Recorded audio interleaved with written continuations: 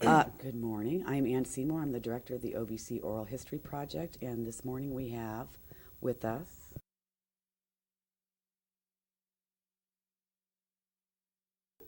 I'm Jane Nady Sigmon. Great. And Jane, tell us what you do now for a living. I am the Victim Assistance Specialist at the U.S. State Department. I work within the Bureau of Consular Affairs Office of Overseas Citizen Services. It is the office that focuses on assisting Americans overseas. Great. Thank you. We're just going to jump right into the interview this morning. Cookie, why and how did you first get involved in the crime victims movement? How did I get involved in the crime victims movement? In the mid-1980s, I was an appointee in the federal government at the Department of Health and Human Services. My background prior to that was in child development, psychology and education. I specialized in learning and developmental disorders in children. I had spent a good part of my professional career working in an interdisciplinary diagnostic center with children with complex learning and emotional and developmental problems. And I had a wonderful formative experience professionally working on an interdisciplinary team with children with serious developmental problems. I came to appreciate the contribution of several different disciplines and the fact that no single discipline could solve any particular problem. It was my opportunity to work on an interdisciplinary team. When I went to Washington, D.C., I worked in the Administration on Developmental Disabilities for a couple of years as a special assistant. Then I was asked to administer the Children's Bureau. The Children's Bureau is a fairly large, it's actually one of the oldest federal agencies.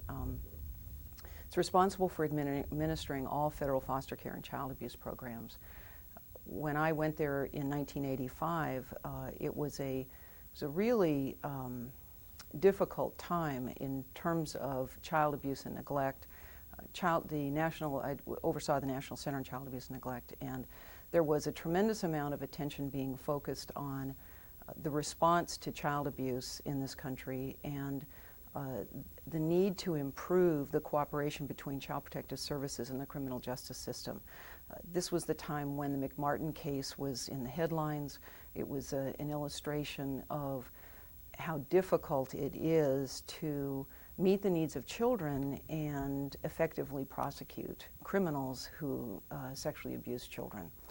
These were caretakers, people, and that I don't want to go into that case, but everybody recognizes the McMartin case as a turning point. We began to discuss issues like the difference between clinical interviewing and forensic interviewing of children who had been abused, and there was a tremendous amount of attention being focused on the conflicts between child protective services and law enforcement in the criminal justice system.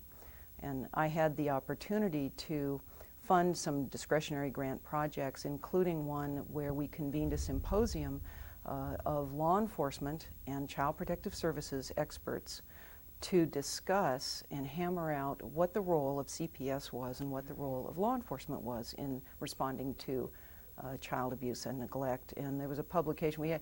We asked a man named Doug Besheroff to serve as the facilitator of that symposium. So that was an issue which was very much in the forefront, and it was a tremendous focus of my attention. During that time, I also got to meet Bud Kramer, who was the prosecutor in Huntsville, Alabama, who had established a children's advocacy center. And this was a center for one-stop shopping. It was a place that was established with under the leadership of a local prosecutor, in which children who reported abuse could come and be seen by a number of disciplines. They could be interviewed cooperatively involving law enforcement, child protection, and the prosecutor's office, have their medical needs met. It was really revolutionary to think that a place that was really focused expressly on minimizing the additional trauma that an abused child suffered after the abuse. And it was just a wonderful model, and we got to fund some of I think we provided some support for his project when I was at the Children's Bureau. In somewhere late 1986, I was making a speech somewhere on child abuse and neglect, and I was specifically focusing on the criminal justice system response to child sexual abuse. And a man named Rick A. Bell, who was then the Assistant Attorney General for Justice Programs, was at this very same meeting, and I think he also spoke.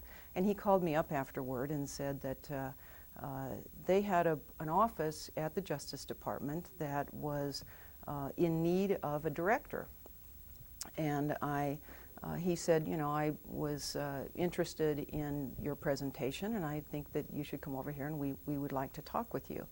So I went over and interviewed with him, and one thing led to another, and in a few months' time, I was at the Office for Victims of Crime, first as deputy director until all the paperwork was done, and then I became the director of the Office for Victims of Crime, which was truly an awesome moment. And Cookie, what year was that?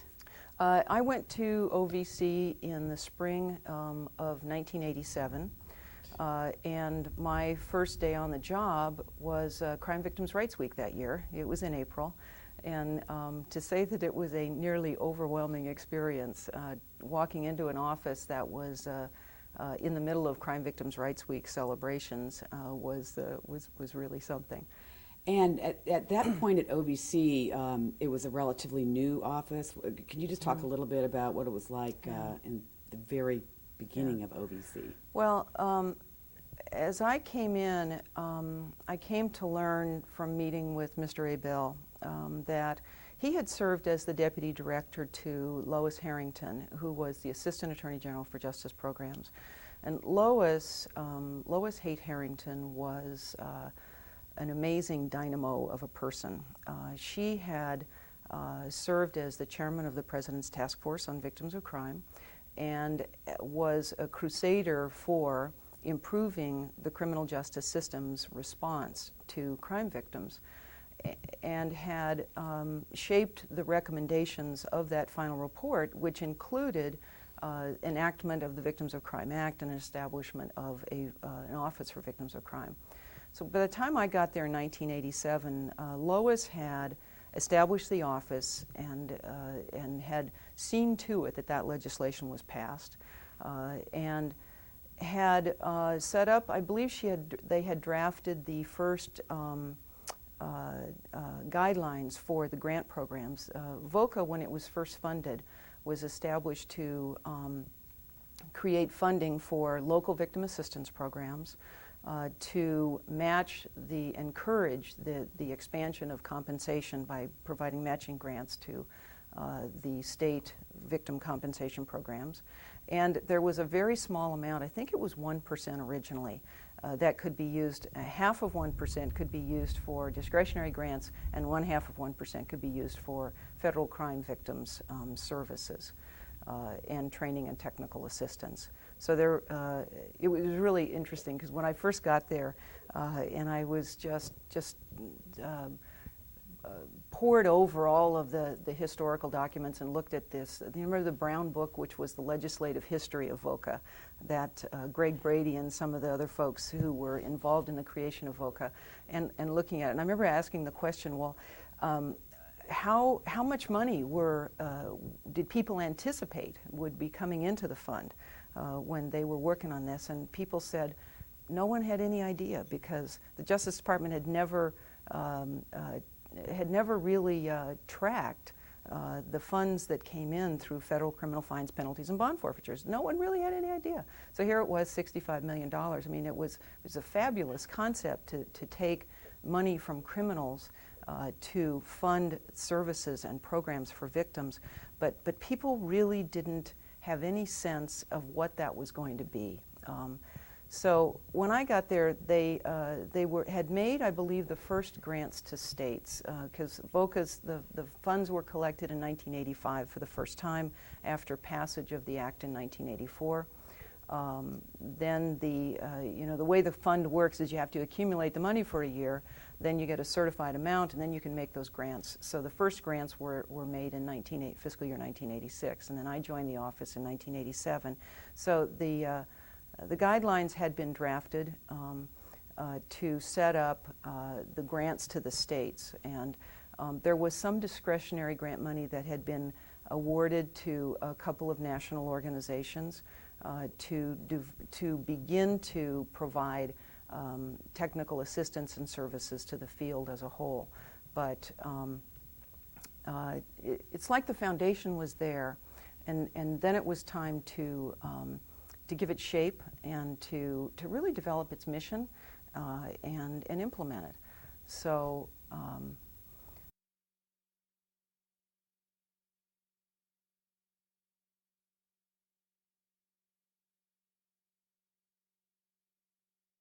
So I became the director of the Office for Victims of Crime in the spring of 1987. The office was very young at that point. It had only been around, it had been administratively established with the focus of getting the legislation passed, the fund established, and then finally in fiscal year 1986, the first grants were awarded to the state assistance and compensation programs.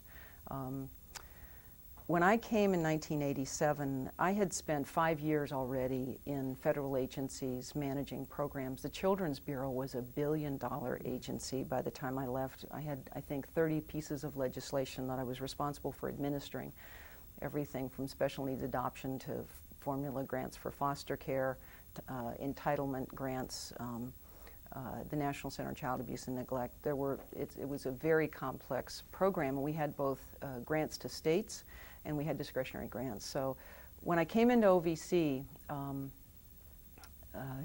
it was such a young office. What it really needed was focus on getting it established as an office with credibility that could influence other federal agencies and could provide a focal point for the field for advocacy.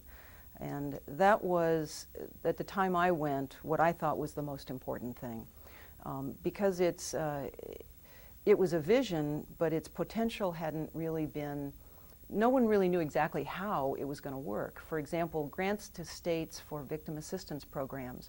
The way the federal government usually does business is you give grants and the states then administer, they give grants to local programs, but they're generally thought of as seed grant programs, which means that a local program gets money, it gets on its feet, it expands services or establishes a new service, and then the federal money is taken away after a year or 2 or 3 years because it's seed money. You want to seed the development of new ideas, new initiatives, new programs that might not have the money locally to get started. That was the thought of VOCA originally, that this would be one of these kinds of programs. And early on, we began discussing the question of, well, is this permanent funding for programs or is this seed money? These were issues that came up all the time in the Children's Bureau. It was that the Children's Bureau was, as I said, one of the oldest federal agencies, and they had been debated and resolved years earlier.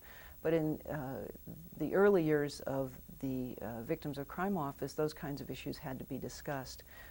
And as I said, no one really knew how much money was going to be available. During my almost 5 years there, it grew from 60, let's see, I think it started at about 65 million and it grew to about 150 million. So, and of course, you know, in years later, it became hundreds of millions of dollars coming into the fund in each year. And I remember when, I think it was one of the, Project Ill Wind, which was the prosecution of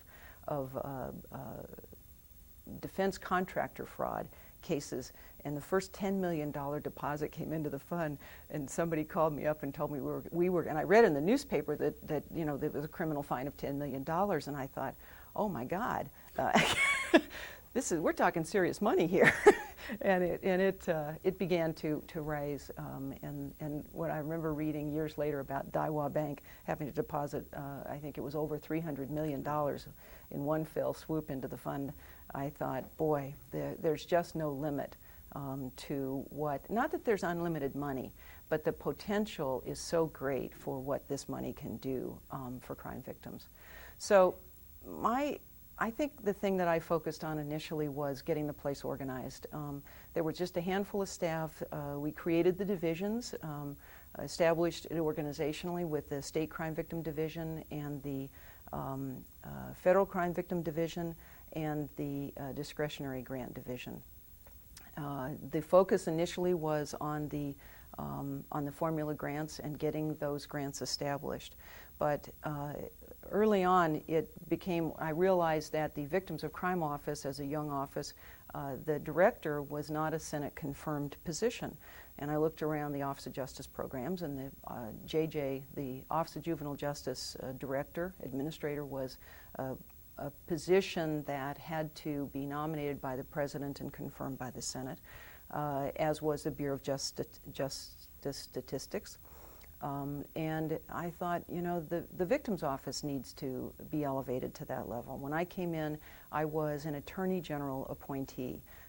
I was hired, I'm pleased to say, by Ed Meese, who was the Attorney General at the time. So we began to, the field was advocating for amendments to the Victims of Crime Act in 1988. And one of the amendments that was very important, I felt, was that the position be made a Senate confirmation position. I didn't want that for myself, and in fact, I was never Senate confirmed. We went to, after the passage of the amendment that established the office as a Senate confirmation position, what they call in bureaucracy a PAS, Presidential Appointment Senate Confirmation. The Office of Legal Counsel rendered an opinion that I could stay in the office and continue on as director, but as soon as I vacated the office, the next person occupying the position would have to be Senate confirmed. And I ended up staying in the office until 1991 and continued on quite a long time after that. Was never Senate confirmed and didn't need to be. So establishing the office in the law was a priority, establishing the office organizationally, and establishing the office's mission and role as a credible focal point for crime victims' issues was really important at that time. When you came to OVC, to the Justice Department, can you just describe what the field of victims' rights and services was like, including the context of the era in the 80s? Well, my perception was, remember, I came out of the field of child abuse, and I didn't have so much experience with advocates in domestic violence and sexual assault as probably I should have, or I wished I had. And it was a little fractious and a little bit contentious. There were very few national organizations that were speaking for victims. The domestic violence and sexual assault coalitions, I think, were good at attending to the needs of the victims that they were that they served. And there was, you know, when money's tight, it creates conflicts that shouldn't be. And it wasn't a field in which the advocacy organizations got together very much cooperatively on feeling that if we all do better, if the program does better, we're all going to do better. Just as an example, one of the first amendments to VOCA early on in the mid-'80s was the Children's Justice Act, and this was a piece of legislation that established grants to states and communities then to improve the handling of child abuse cases. And I was very, very supportive of that act. But I was also very intent on having part of that money go to Indian reservations to help Indian tribes improve their handling of child abuse cases. And I went to the Hill, I met with Judiciary Committee staffers, and I made the pitch and the plea was really the plea is what it was, to include Native Americans in the Children's Justice Act. And I was shocked to find out that one day I was up there, the Domestic Violence Coalition leadership in Washington had been there the day before, arguing absolutely against it. And I think I was probably a little on the naive side when it came to legislative advocacy, but that was a surprise to me. I couldn't imagine, and I actually, so what do? I call a person up and talk to her and say, the needs are so great, and basically what I was told was, yes, and our needs are great also, and we have to pay attention to our needs and the needs of the people that we serve, first and foremost, because that's what we're about. And that was a hard lesson for me, to realize that folks were so committed to assisting the victims that they serve that they often weren't willing to advance the causes of others. And I think the field has come a long way in that respect.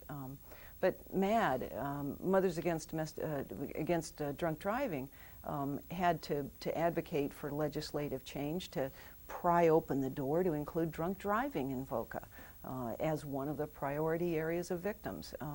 And you know, they shouldn't have had to do that, but they did. They had to get named in the law to get the attention of the VOCA administrators, and to begin to have money designated to develop programs to serve those victims. But I mean, that's the way it works, unfortunately. It takes people totally committed to a particular issue to draw attention to it and to advocate for change. And for resources to be devoted to those victims and that issue. So early on, the field was fractious. There were, as I said, it was very young. Among the things that we did was to,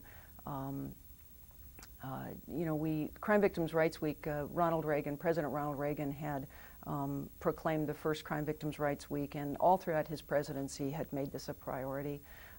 And we were trying to ensure that the transition to the Bush administration, that they would continue on with Crime Victims' Rights Week, because, you know, when you have presidential attention to an issue, everything follows from that. You can get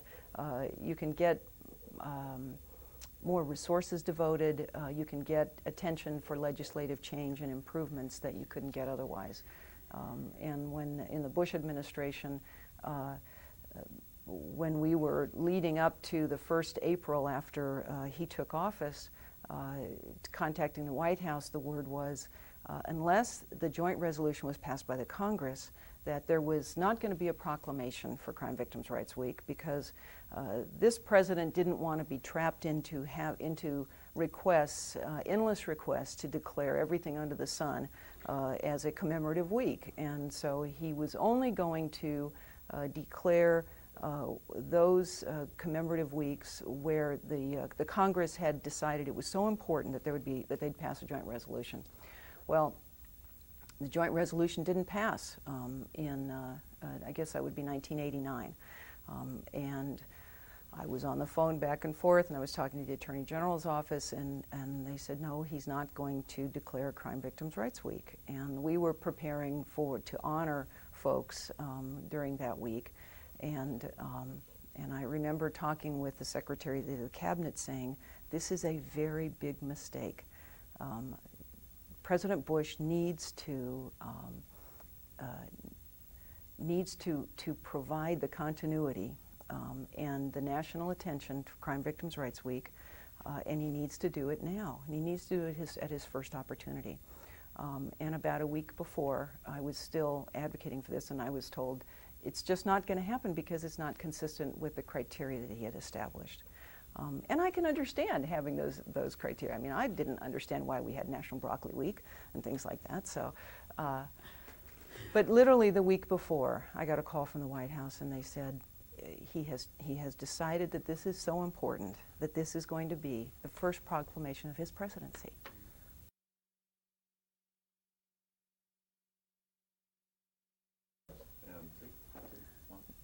So just before Crime Victims' Rights Week, I got the call, and we had these folks who had been selected to receive the national awards, and we were told to bring them over to the White House, and that President Bush was going to sign the proclamation in the White House, in the Oval Office, with the honorees. And I was able to escort these folks in, and he signed the proclamation on his desk, and we did a nice photo op there. And he closed the book, and he took the pen, and he put it in a box, and he handed it to me, and he said, "This is for you." And I have that pen on my wall, framed with the proclamation that he signed. You know, people have opportunities in life, and you have to use them to the max. And it was a wonderful opportunity to be able to talk with a new White House about the importance of continuing the tradition of Crime Victims' Rights Week. And it evolved into National Crime Victims' Rights Week, and another thing that we did that was important, I think, in carrying that on, and it's part of getting the office organized and started, is that we developed a nomination process for people who would be selected to get those awards. Because before, it had simply been a great idea, and the leadership at the Justice Department looked out across the nation and picked people who had made significant contributions to the field and honored them during Crime Victims' Rights Week. And it seemed that it was time, during the time that I was there, to formalize the process and do a call to the field and do a letter out to the field as best we could, saying, we want you all to nominate folks. You in the states, you in local communities, you in local programs, nominate folks who should be recognized during Crime Victims' Rights Week.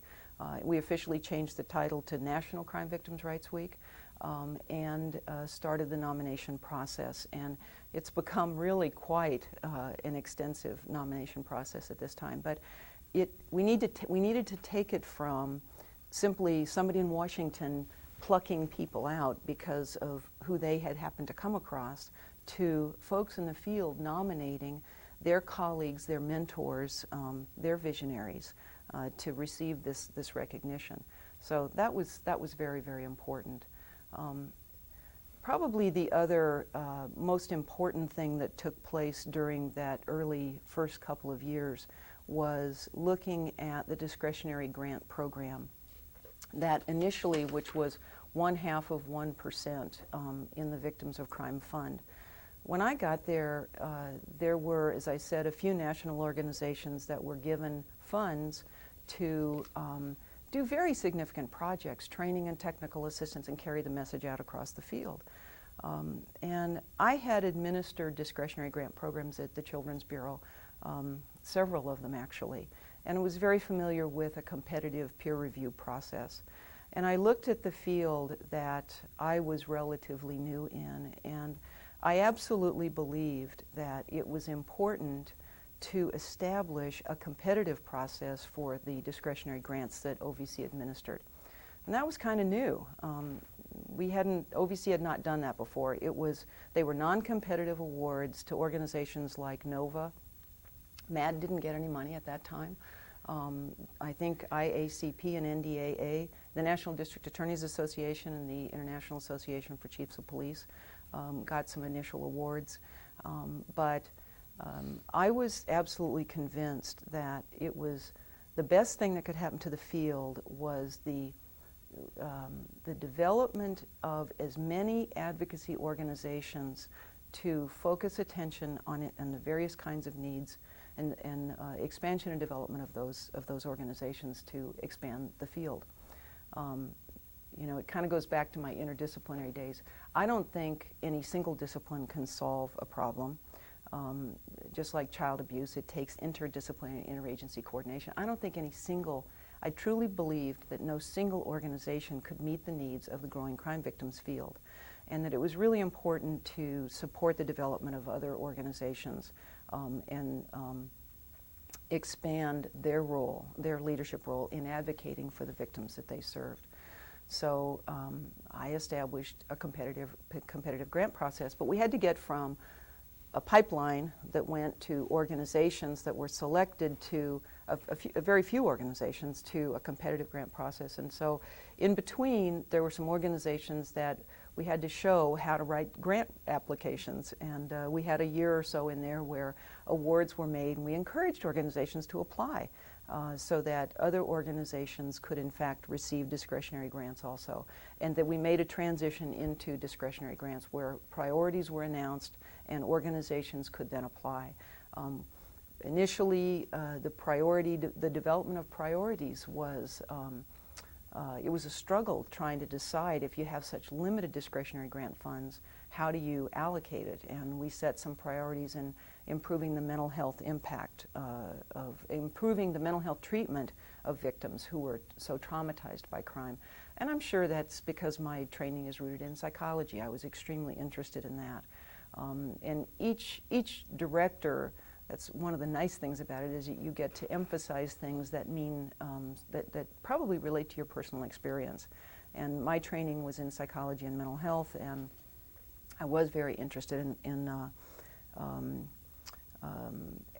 developing methods and training for folks to treat folks who were traumatized by their crime victimization.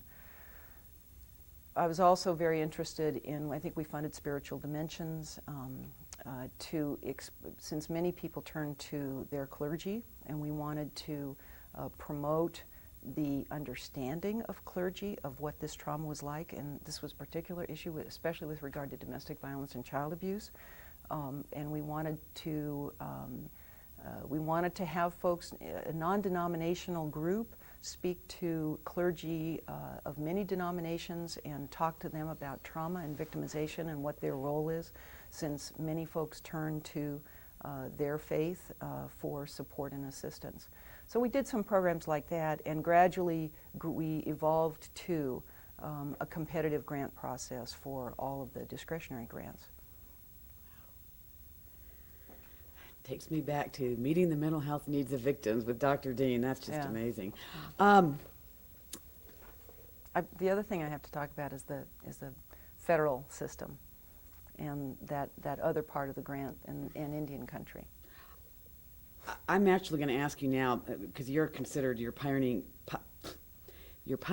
area of victim assistance is, by all accounts of yesterday, is the amazing work in Indian country. And you say whatever your response is going to be just great, but if you could first answer, Cookie, what was the greatest challenge that you faced in affecting change, specifically in the area of victim assistance in Indian country? The greatest challenge? Everything about trying to provide assistance to victims in Indian country was a challenge. I don't know that there's any greatest challenge. I think I'd have to talk about what opened the door. Not long after I arrived at OVC in April of '87, I was contacted by a federal U.S. attorney, victim witness coordinator in Arizona, who called me up and said that they were investigating a case that looked as if it was a pedophile who had gotten himself a job on an Indian reservation. And it looked as if he had been there for some time and was abusing a number of children. And they needed some assistance for the children who had been victimized. And I said, well, we should be, we have a small portion of the fund for federal crime victims. We should be able to identify and address these needs. And that case took me to Arizona and to the Hopi Reservation, and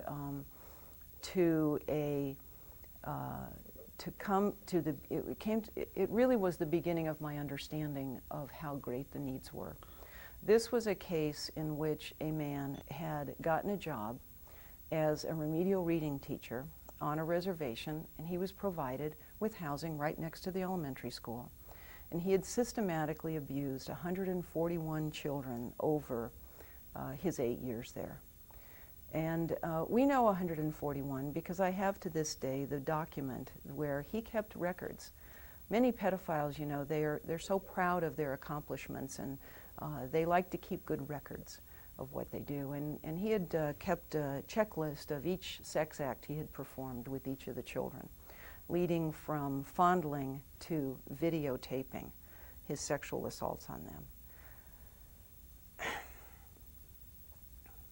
I went out there and I began to become aware of the scale of this case and the impact, and began asking the question, well, what kind of treatment are these children getting? You know, the U.S. Attorney's Office and the FBI was working hard at getting a conviction and trying to minimize the number of children who'd have to testify and yet still maximize the sentence the guy that would get to be held accountable.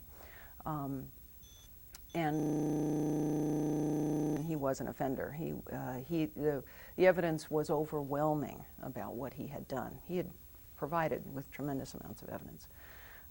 But when I asked the question about, well, what was being done for these children, and we're talking an 8-year period, some of them were teenagers and young adults who were beginning to abuse other children, acting out and having all kinds of problems that were obviously had their root in their early victimization. And the answer was almost nothing. So I began to talk with the Indian Health Service, and I began to talk with the Bureau of Indian Affairs about who provides mental health treatment for victims on Indian reservations. Well, the Indian Health Service provides the mental health side, and all their funds and services were committed.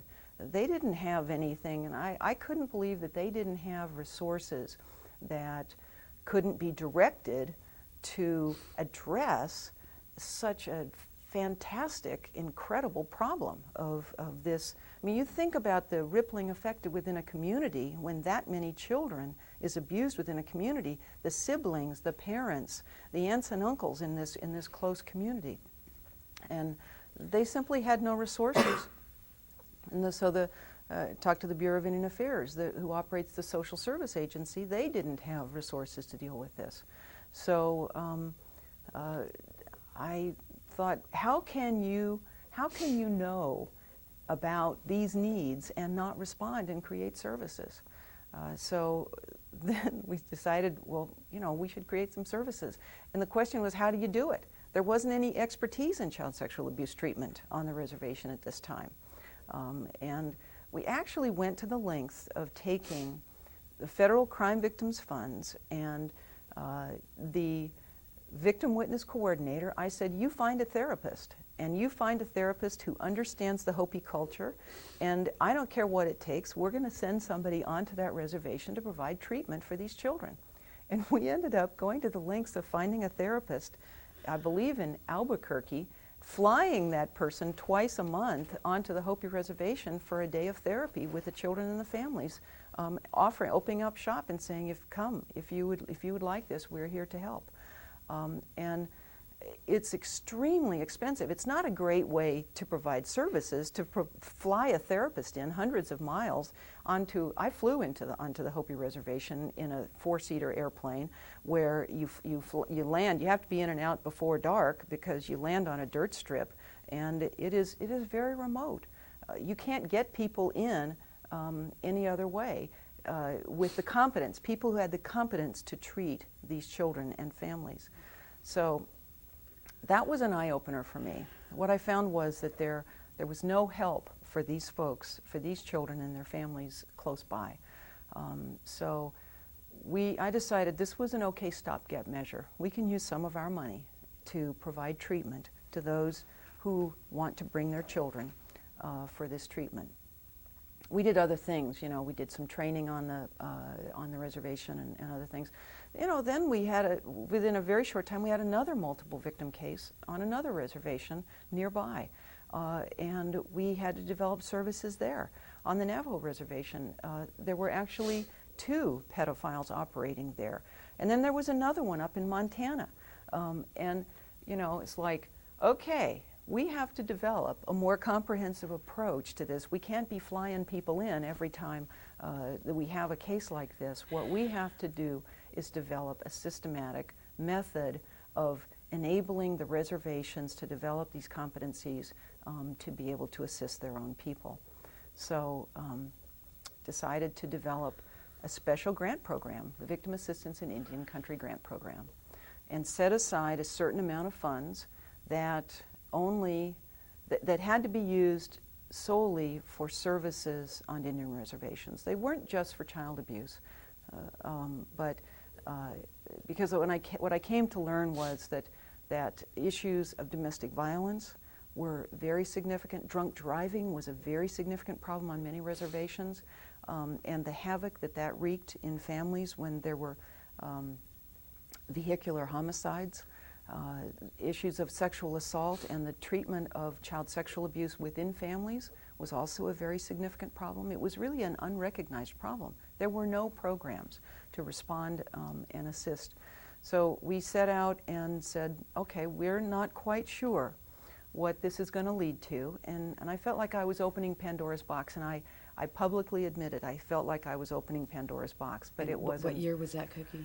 It was 1988. Thank you. And I said, we have to do something, so we're going to begin this process.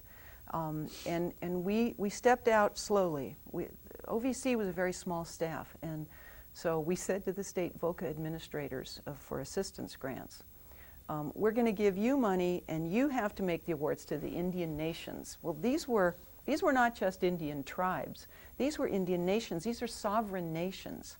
And it was very controversial. What I did was I said to the Indian nations, you are not going to be going to the federal government for your money, in part because we have such a small staff. I didn't think we were ready to administer a national program to Indian nations.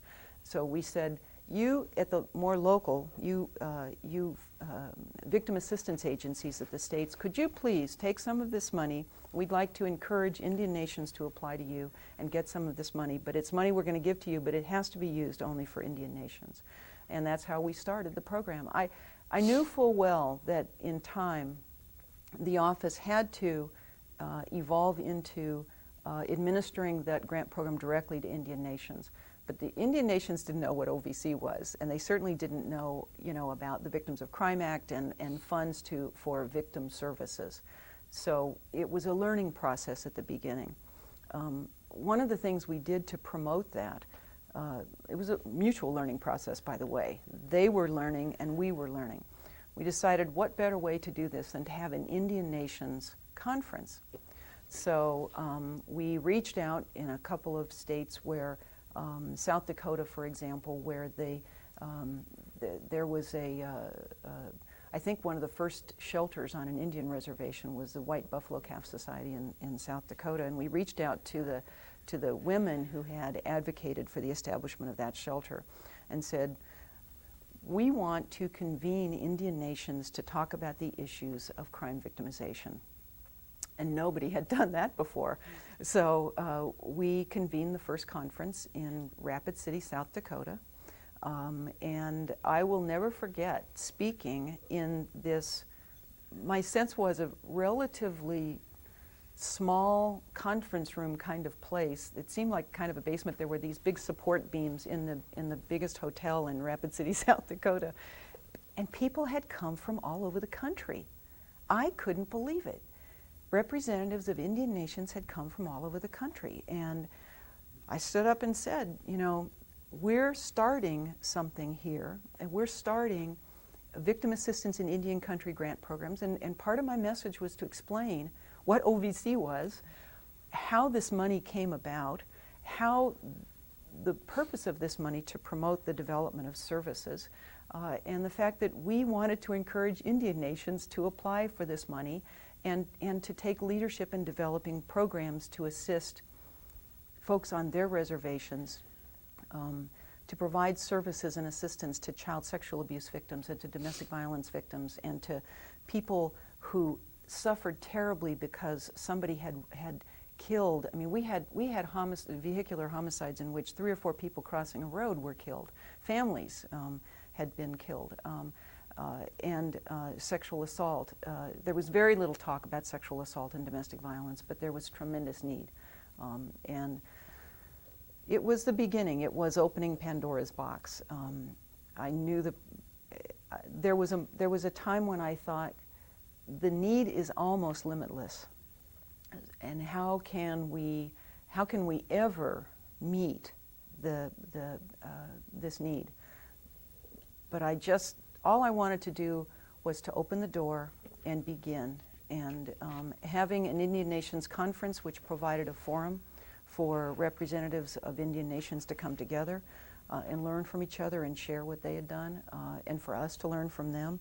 And we had some experts in victim assistance come to these conferences and speak, but they were Indian Nations conferences.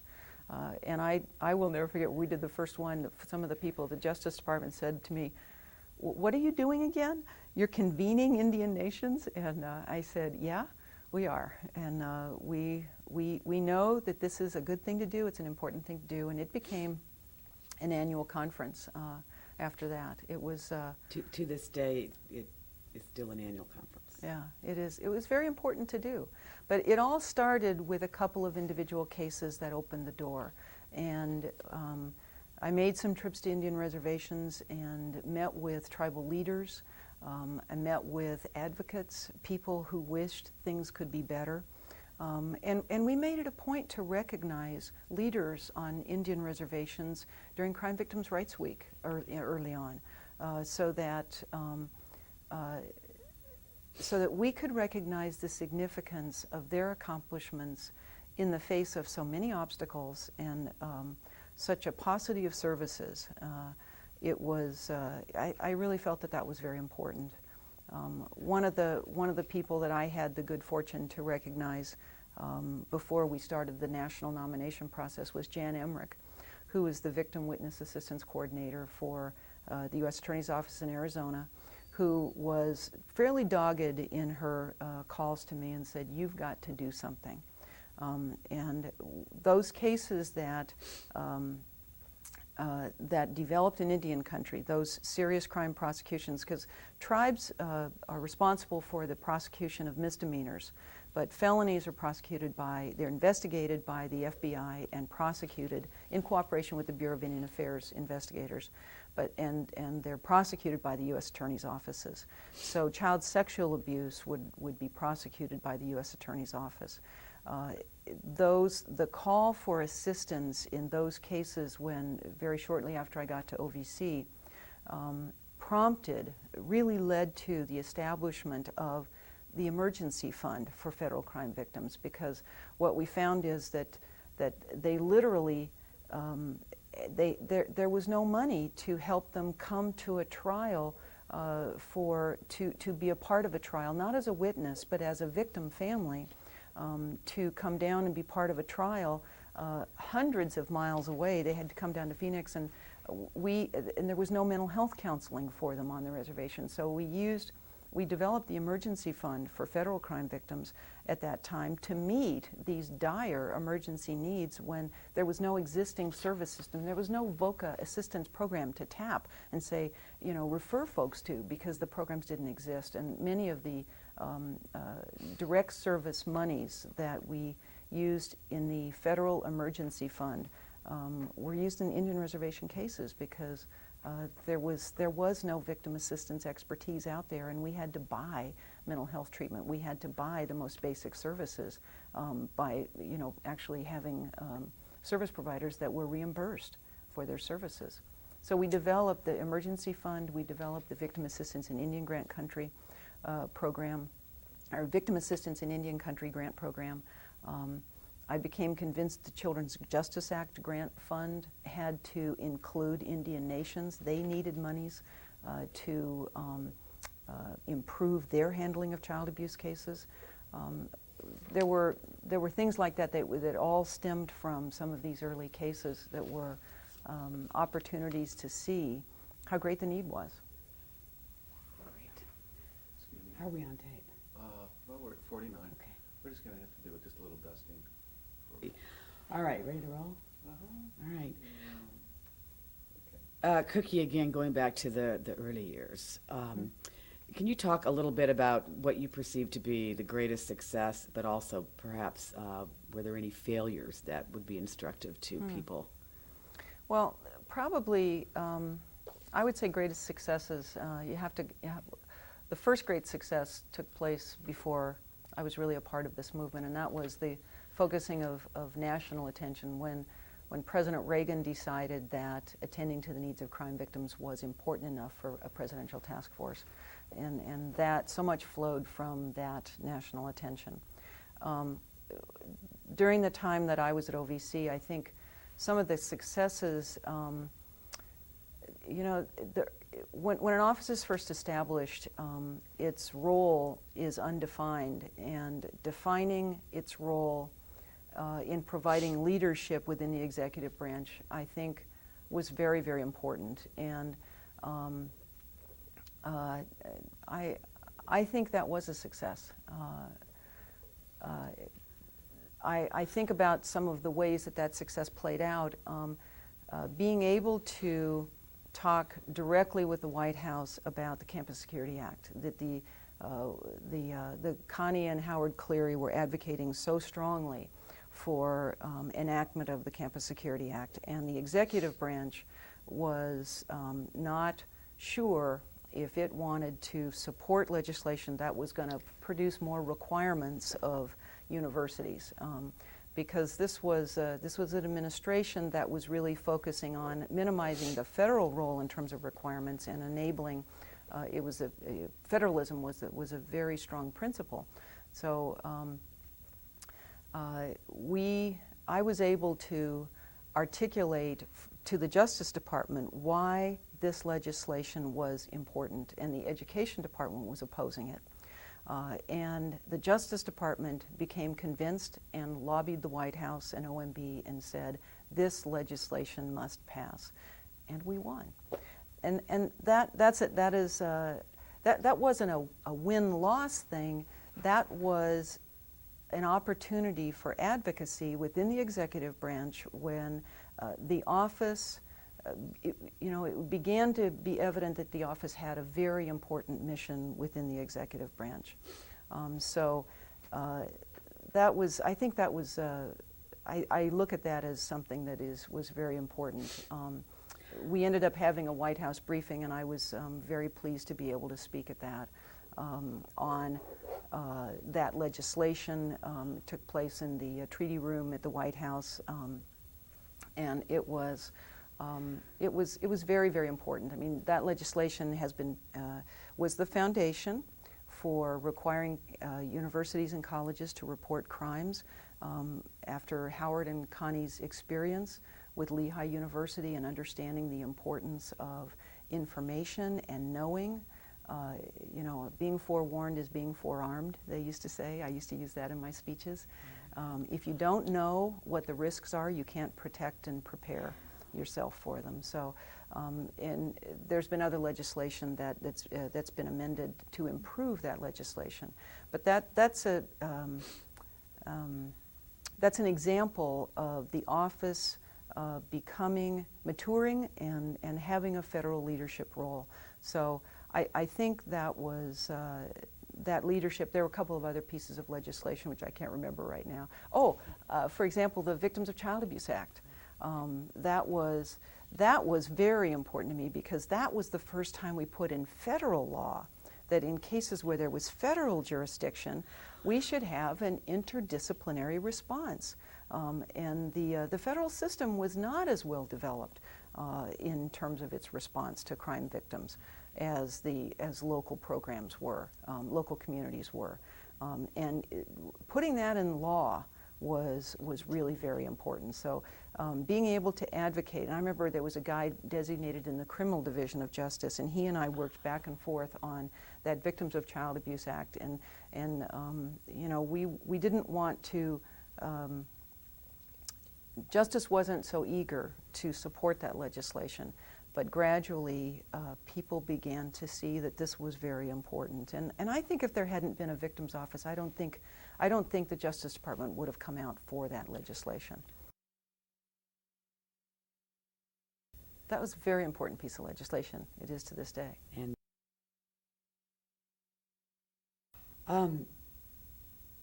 were there failures that you can articulate? There definitely were failures. And at the time, you look at them when you're in a situation and you view them as struggles. But every once in a while, there's a critical moment in a struggle, and you know that something hasn't gone the way it should. I think when I was at OVC,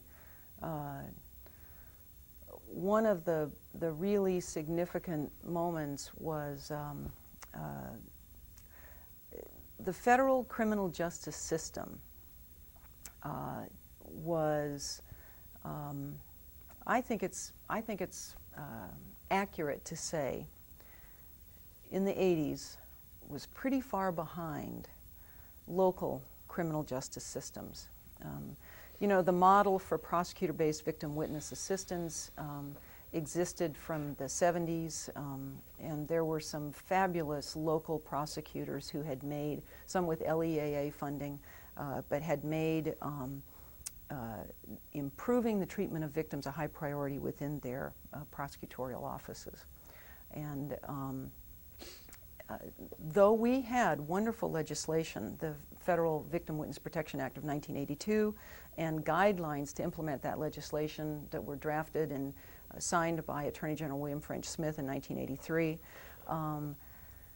By the time I got to OVC in 1987, I think it's accurate to say that we were not anywhere near full implementation of those guidelines for victim witness assistance.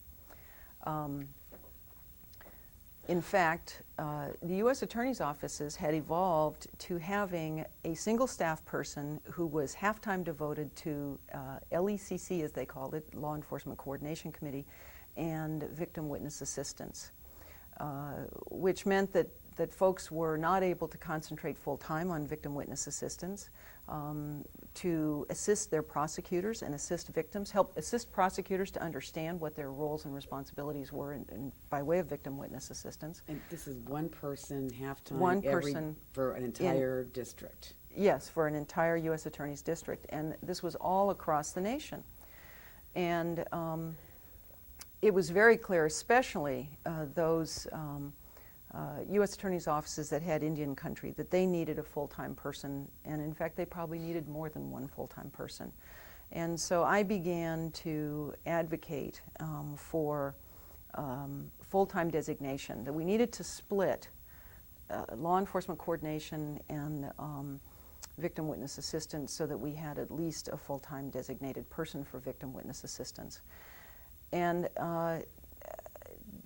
it was very clear to me that the program, the victim witness assistance, wasn't going to grow and flourish until it had full-time dedicated staff in each of the prosecutor's offices.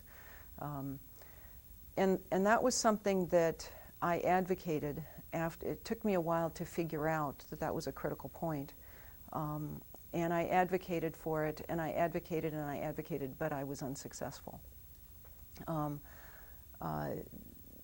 The decisions were made that there weren't sufficient funds for additional staff, and nobody thought about, you know, we weren't so, there weren't so many folks going to the Hill for earmarks within VOCA at that time, and there really wasn't an understanding of what that money, what the potential Victims of Crime Fund, what the potential of that fund was for supporting the expansion of services, certainly in the federal level, to say nothing, I mean, and also at local levels. But there simply was a budget decision. There wasn't money in the budget to be able to hire full-time dedicated staff. That was a great disappointment to me, but it paled in insignificance to the lack of progress we made during the time that I was there in federal criminal investigative agencies. You know, probably our most significant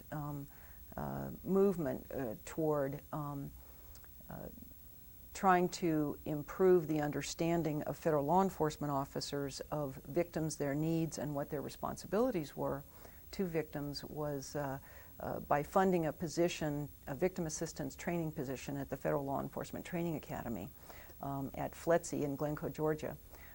And we were able to do that so that everybody who came through the Federal Law Enforcement Training Academy were able to receive some training in their responsibilities to victims and witnesses. But this was truly a drop in the bucket. The federal agencies didn't have victim witness assistance coordinators, and we made very little progress. It's only been in the last year or so that the federal law enforcement agencies have taken huge strides in establishing victim witness assistance programs. Cookie, what do you perceive to be the one greatest accomplishment that has promoted victims' rights and needs? The one greatest accomplishment.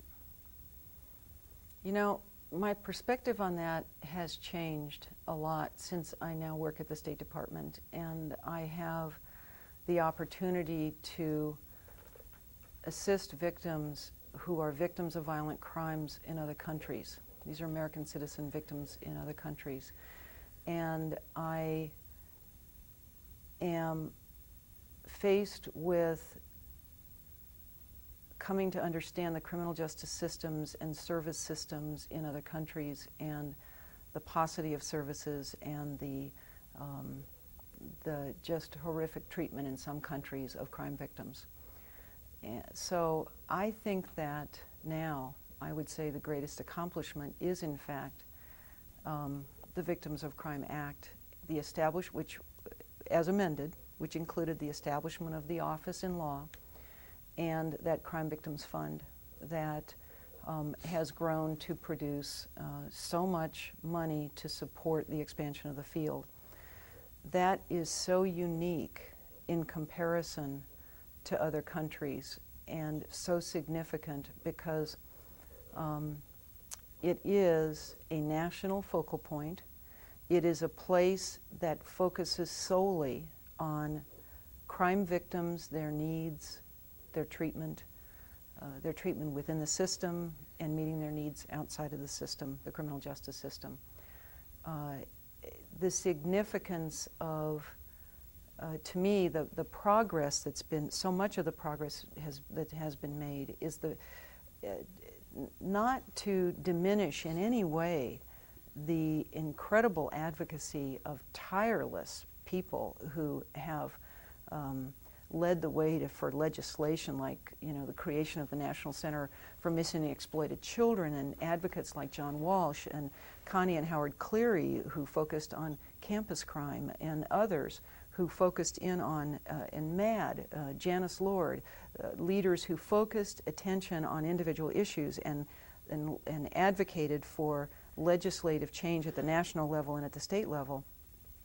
Not to diminish in any way the role of those leaders, but the simple fact that there is an office whose sole focus is promoting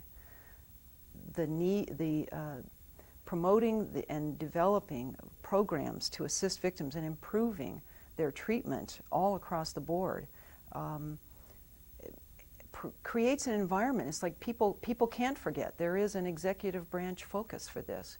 And keeping the level of visibility of the issue is very, very important. So you look at the enormous amounts of legislation that's passed at the national level. Yes, advocates are the reason that happened, but it was enhanced by the fact that there is a national office dedicated to pressing forward and advocating for crime victims. I just think that's incomparable. It's astounding when I look and try to find services for folks, and there's no such equivalent.